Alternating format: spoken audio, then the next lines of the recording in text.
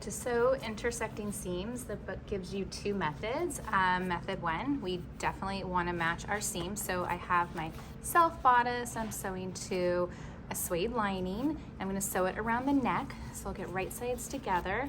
And I'm going to have to match up my shoulder seams, okay? Let's see if I can do that. Okay, so I will line it up so that, oops, I have it wrong, sides. Make sure I'm doing this right.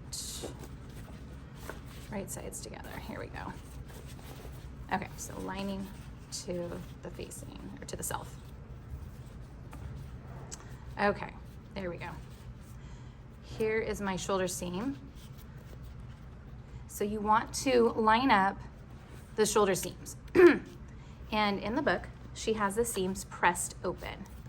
And what I'll do for option one is I'll start here and I'll sew the back neckline, and I will sew over the seam allowance, over the other seam allowance, and then continue sewing around my front neck. Okay, and when I line it up, I just make sure that my seam is lined up perfectly. Okay, so that after I'm done sewing it, it's lined up perfectly.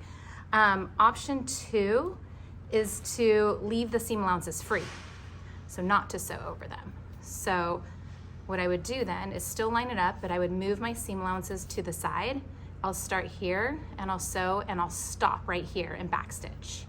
Then I'll move my seam allowances out of the way and I'll start on the other side, backstitch and sew. So that way my seam allowances are free. So that's two different ways to sew intersecting seams.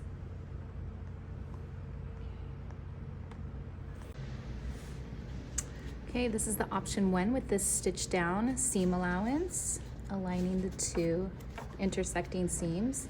Option two, sewn up to the seam, but it left the seam allowance free. So that would be option two, to not sew down the seam allowance.